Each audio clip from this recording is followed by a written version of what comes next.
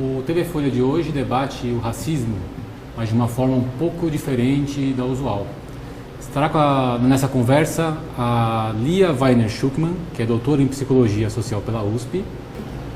A minha pesquisa tentou entender como é que esse mesmo racismo que vai trazer desvantagem para a população indígena ou negra, ele beneficia os sujeitos brancos, né?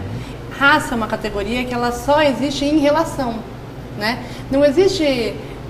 quando brancos convivem só entre brancos, por exemplo, lá entre os esquimós, não vai existir essa ideia de raça. São todos brancos. Ou seja, a ideia de raça precisa existir uma relação entre grupos sociais diferentes, que foram nomeados como raça, né? E aí, por que o branco? Porque a ideia vem se pensando o tempo todo que quem tem raça é o outro, né? Essa ideia de pesquisar indígenas, de pesquisar negros, serve e sempre serviu para pensar que quem tem raça são eles e o branco é visto como se fosse o exemplo de humano, né? A ideia de norma, ou seja, é uma racialidade, existe uma ideia de raça aí por trás, só que ela é não marcada, ela não é vista como tal. Então, às vezes a pessoa fala, olha, nos Estados Unidos esses são os votos dos negros. Nos Estados Unidos, esses são os votos do latino. E aí, os votos dos brancos, sei lá, para presidente ou não são vistos como votos de brancos, são vistos como esses são os votos da população. Ou seja, a ideia na minha pesquisa é racializar esse grupo, que tem uma racialidade, sim, né? Porque se raça é uma categoria relacional, isso, existe negro porque existe branco, existe indígena porque existe branco, né? Então, como que se dá essa racialidade no branco? Como que isso acontece nele? Porque ele não se percebe como tal e isso faz parte do privilégio. O maior privilégio do branco é não se perceber como grupo racializado, é se perceber como um indivíduo, né? Porque vamos pensar, o grupo de brancos, em geral, ele se beneficia do racismo brasileiro, mas ele não clama pela identidade branca, né? Antes das cotas existia uma fala que era somos todos iguais, somos todos misturados. A partir do momento que tem perda de privilégio, eles começam a se anunciar como brancos, né? Tipo, olha, nós somos superiores e merecemos esse privilégio, por essa ideia de superioridade, né? Então, acho que toda vez que tem perda de privilégio, tem uma decisão, né, de um grupo que clama por essa identidade. Vamos, né, definir mais ou menos o que é racismo. A ideia de raça é a ideia de que um fenótipo, né, qualquer fenótipo, vai ter uma continuidade moral, uma continuidade intelectual, uma continuidade estética por trás desse fenótipo. Quando a gente fala, olha, esse japonês é inteligente, a gente está usando a ideia de raça, só que a gente está hierarquizando como um intelecto superior.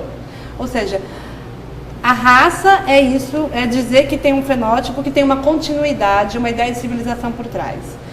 E o racismo é a hierarquização entre essas raças, né? Mas se você for pensar que os últimos 10 anos, que é pós-cotas, né, se colocou mais negro nas universidades nos últimos 10 anos do que nos últimos 100 antes das cotas, né? Ou seja, essas políticas de anunciamento de raça, elas têm feito mais, né, mais condições de acesso aos bens públicos, né, que é uma universidade é um deles, para os negros. Se você for pensar que a branquitude, ela é, né, o que eu estou chamando de branquitude, ela tem a ver com a identidade racial branca. Ela é um lugar de vantagem ou um lugar nas sociedades estruturadas pelo racismo, né?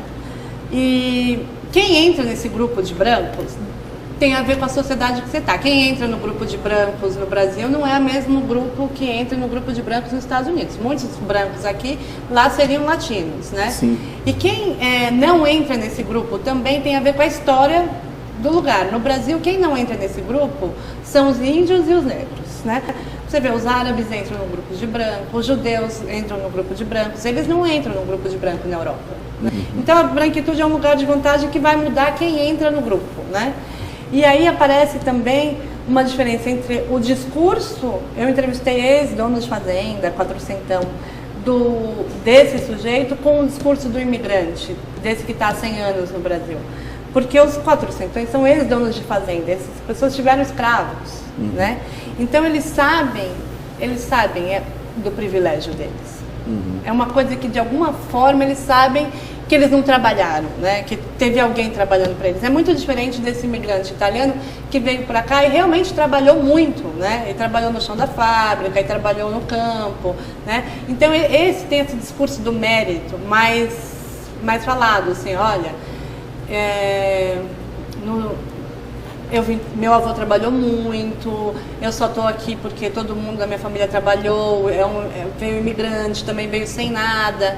Esse discurso é mais difícil de desconstruir, da pessoa entender que tem privilégio por ser branco, do que esse que sabe que teve, que tem na descendência dele, né, ele tem uma herança escravocrata, então ele sabe disso. Ela não percebe dependendo do momento, porque é engraçado que o discurso é muito fragmentado dos sujeitos, não tem uma coisa que a gente pode falar, porque tem uma pergunta que eu faço que é o seguinte: você acha que teve privilégio por ser branco, ou teve algum momento que você teve privilégio por ser branco? Todos os 40? Responde que sim. Tem um mendigo, né, que eu entrevisto, que ele fala assim: eu posso entrar no shopping para cagar, o meu colega não. Porque ele é branco e o outro mendigo é negro. Ou seja, na própria extrema pobreza há um dispositivo de poder ligado à ideia de raça. Eu estou falando que quando raça está em jogo e quando raça é uma questão, há um privilégio, né, daqueles que são considerados brancos em relação ao ganho, brancos, né? Há um ganho.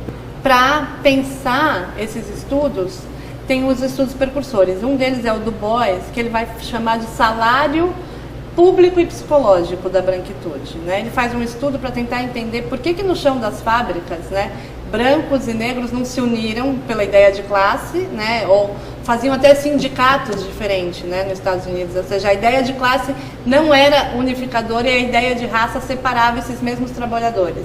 E aí ele vai chamar de salário público e psicológico ligado à branquitude, que é a ideia de que tem um salário público que é: eu, mesmo sendo pobre, eu posso estar no mesmo parque, eu posso estar nas mesmas escolas, eu posso entrar no mesmo lugar no ônibus.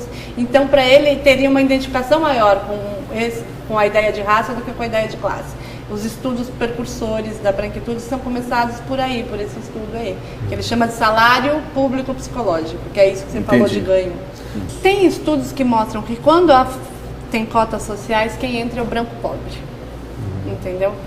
Porque, em geral, esse branco vai ter tido uma vida mais privilegiada, mesmo na pobreza, do que o negro, né? E as cotas raciais, elas não são elas servem para combater racismo, entendeu? É diferente de, assim, colocar esse sujeito só na universidade. É para que a gente tenha no Brasil médicos, advogados, profissionais liberais negros, que a gente não tem, né? Outro dia eu fiz um teste que é na minha aula de psicologia social. Imagine um médico cirurgião para operar teu coração agora. Todas as pessoas imaginaram um homem branco, né? Ninguém imaginou nem mulher e nem mulher branca, nem mulher negra, né? E nem um homem negro. E aí eu falava: agora imagina um homem negro, né? Ou uma mulher negra. Como que é a tua confiabilidade? E essa ideia de raça fazia diferença, né? As pessoas foram muito honestas falando como é que elas sentiam aquilo. Então, as cotas raciais é para que não seja um susto você ter um médico negro. Se eu perguntar para você já foi em algum médico negro? Verdade. Você foi? Não. Você foi em algum médico negro? Eu olhei aqui quando eu entrei aqui, eu não vi nenhum negro aqui jornalista. Ou seja, nem está nem sendo pautado essas questões, talvez, porque não tem, né, os negros, os indígenas não estão aqui para pautar essa questão, né? As cotas raciais, essa ideia de o branco pobre só foi começado a pensar quando começaram a falar de cotas. Todo mundo diz que o branco pobre é uma categoria que só existe graças ao movimento social negro, né? Sim. Primeiro que é uma demanda de cotas, vem do movimento social negro, é eles que pautam isso, né? E as cotas foram quase em todas as universidades divididas para cotas de escola pública e um percentual pequeno cotas raciais, né? Existe as duas. Existe as duas e está funcionando as duas. Na verdade, tem mais cotas para o sujeito branco pobre do que para o negro, hoje em dia. Só que, como o racismo é tão grande, só o negro é visto como cotista. Na universidade, todo mundo que vê um Isso é negro, maravilhoso, ele claro. vê, olha, o negro é cotista, mesmo que ele tenha entrado pelo quadro geral. O branco pobre que entra por cota, ninguém lembra que ele é cotista. Ninguém lembra que ele é E cotista. ele é mais que 30% das pessoas beneficiadas pelas cotas. As cotas, hoje em dia, se você for ver quase em todas as universidades, elas são primeiro para a escola pública e social. Desse percentual tem 20%, ou às vezes 10%, às vezes 5% para negro. Enquanto tiver discriminação negativa, que é aquilo que impede, né, o sujeito de ter acesso, aquilo que impede que a gente olhe para cá e veja negros. Isso é efeito da discriminação negativa. Vai ter que existir um empurrão, que é o que a gente chama de discriminação positiva, que são as cotas. É uma discriminação, sim, de fato, positiva, dada a uma população que tem uma discriminação negativa. Enquanto existir discriminação negativa, enquanto tiver um racismo que impede a ascensão desses sujeitos, a gente vai ter que ter outras fórmulas, né, que é as cotas. Eu não vejo nenhuma razão de cotas numa sociedade igualitária. O racismo brasileiro, ele é muito complexo, né? O professor Kabengele Munanga, ele diz que ele é um crime perfeito, primeiro porque não precisa de leis, né? Ele tem um racismo que ele é um aprendizado das pessoas. Por exemplo, eu tive filho faz 1 ano e pouco e eu moro em Pompeia. Eu fui tentar procurar uma escolinha para ele que não fosse assim, os faxineiros e segurança negros e o diretor e o professor e alunos brancos. Eu rodei a Pompeia inteira, Perdizes inteira, e eu não achei nenhuma escolinha que não fosse essa estrutura, né? É uma escola particular, né, que eu estava procurando e tal. Ou seja, colocando meu filho ali, ele vai aprender que tem lugares para brancos e que tem lugares para negros nessa sociedade. As pessoas, elas não escolhem. O racismo brasileiro não é uma adesão. O racismo brasileiro é um sistema de aprendizado em que a gente vai aprendendo a ser racista e, assim, mesmo quando você tem uma vigilância, né, sujeitos que fazem uma vigilância cotidiana do seu racismo, às vezes pode o racismo pregar peça nele mesmo. Sim. O racismo no Brasil é um tipo de discriminação que gera desigualdade. O racismo contra indígenas e contra negros gera desigualdade, ou seja, gera uma classe. E o próprio estado de pobreza que o racismo gera também gera discriminação e preconceito, ou seja, eles são pobres, né, e estão em tais categorias, né, social, que isso também vai gerar preconceito. Então é um falso dilema, é classe ou raça. Isso aí é para quem não entendeu como funciona o racismo no Brasil. Entendi. Então, eu acho que se quebra com discriminação positiva, né, que é isso que eu falei, que são acessos que são forçados, né? Então, tem que ter um acesso forçado, sei lá, na redação da Folha, para ter negros aqui, porque naturalmente o racismo brasileiro não vai fazer com que tenha. Não vai acontecer isso naturalmente. Primeira coisa é reconhecer que tem sim um privilégio, né? Reconhecer que tem um valor simbólico e material. Material, até isso a gente não fala muito. Tem, por exemplo, as heranças, né? Tem uma herança branca que é material. Se você for ver as grandes fazendas de café que foram trabalhadas, né, pelos negros, quem construiu cada prédio, cada lugar foi o negro. O trabalho negro não voltou a ele, né? Todo o trabalho negro não teve volta para o negro. Quem ganhou a herança do trabalho negro é o branco ainda, né? Então essas grandes fazendas, essas grandes terras, que está mais ligada não à parte urbana, mas à parte de terra no Brasil, ainda é uma herança da escravidão que não foi repartida. Então tem uma herança que é material mesmo e uma simbólica, que é isso que eu estou falando, os lugares que são vistos como para brancos e outros para negros. A segunda parte é a definição do racismo como um problema social atual e não só um legado histórico, né? Pensando que se fosse só um legado histórico, em 2 gerações ou 3 gerações a gente já tinha igualitado, já estava igual, né, brancos e negros na sociedade. A gente tem 51% da população negra, né? Negra que seria a junção de preto e pardo. E estaria igualitário em 3 gerações, só que acontece que tem uma legitimação diária do racismo, que é isso, do branco contratar branco, né, que há lugares para branco e lugares para negro. Então, a gente tem que reconhecer que, além de um legado, é um problema nosso social atual. Infelizmente, não é uma escolha, né, quase. Né? No Brasil, brancos e negros aprendem a ser racistas. Se é possível aprender, é possível desaprender, né? Ninguém nasce racista, é uma construção, né, social. as pessoas elas não falam negros. Elas acham que é um problema falar negro. Por que seria uma ofensa falar negro se não tivesse nenhum racismo, né? A pessoa não é uma ofensa falar branco, você é branco, né? Então por que é uma ofensa? Por que as pessoas sentem como ofensa? Então a gente tem que conseguir falar brancos e negros sem ter um conteúdo ligado a isso, sem ter um significado ligado a isso. Que nem a gente fala mulher e homem, que nem a gente fala várias outras classificações dos seres humanos sem estar carregado, né? Porque senão a gente não consegue nem política antirracista. Para ter uma política antirracista, a gente tem que falar negros, né?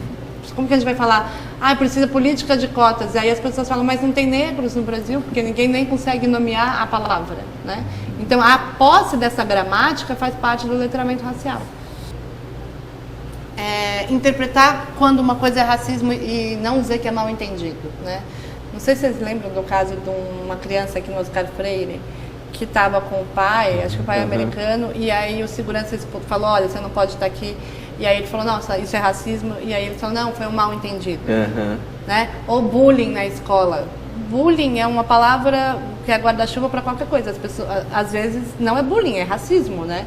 A criança está sofrendo racismo. Então, precisa nomear quando é racismo, né? Então, e é entender quando uma prática tem a ver com racismo. Quando você escolheu um currículo de uma pessoa branca, mesmo que o currículo da pessoa negra esteja melhor. Isso tem a ver com práticas, né, do racismo. Então a gente tem que aprender essa leitura. Então a prática de leitura não é só para entender quando que uma coisa tem a ver com raça, quando um negro teve uma desvantagem. É para entender também privilégios, para entender que quando tem lugares que você só entrou porque você é branco. Tem a Lei 10.639, a gente precisa de uma lei para a cultura africana e para a história do negro ser contada no Brasil, porque senão ela não é contada. O negro é visto, em vez de como detentor de história, ele é visto como se a história dele começasse na escravidão. Ninguém lembra que os negros, a história deles, eles eram Gegê, eles eram Nagô, eles falavam Yorubá, eles falavam Banto, o Egito era negro, né? Ou seja, teve uma civilização negra. As pessoas começam a história do negro na escravidão no Brasil. Então isso já é um jeito de olhar para eles com ausência, né? Então, a história tem que ser contada de forma adequada, né? Porque, ao mesmo tempo, a gente tem um currículo e um conteúdo na escola que é eurocêntrico, é branco, né? A queda de Bastilha marca a nossa história. Sim. Agora, a revolta dos malês não marca a nossa história. Você sabe qual é a revolta do malê? Você sabe qual é a revolta do malê? Ou seja, as pessoas não sabem a própria história no Brasil. As pessoas sabem quem é a Rainha Elizabeth, mas não sabem quem é a Rainha Lisinda, né? Então, a gente tem o eurocentrismo marcado na nossa história. Então, eu acho que tem que ter a inserção da história, né, tanto negra como indígena, e não estereotipada, não sempre vista como escravo, né, ou como folclórica, né? Precisa ser mostrada na sua heterogeneidade, nas suas diversas formas, para não produzir um único negro também. Porque às vezes assim, é tão estereotipado que o negro tem que ser o do candomblé, o da capoeira, né? E não mostra que há diversas formas de ser, né? A única coisa que unifica realmente, de fato, todos os negros no Brasil, né? Não tem um negro como essência, mas tem uma coisa que unifica, todos passam por discriminação. Sim, então passa pela escola o começo da mudança. Eu acho que tem essa educação e tem que ter, junto com isso, políticas públicas porque só a educação não funciona.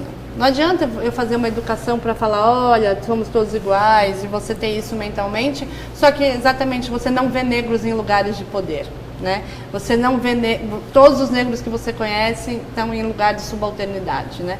A gente precisa, no Brasil, brancos e negros conviverem em situação de igualdade. E para isso é política pública ligada à ascensão dessas pessoas, exatamente como eu estava dizendo antes. Por isso que a cotas é combate ao racismo, né? No sentido que vai ter médico, vai ter empresário, você vai receber ordem de algum negro. As pessoas não conseguem receber ordem de negro. Elas não conseguem imaginar que vai ter um patrão negro.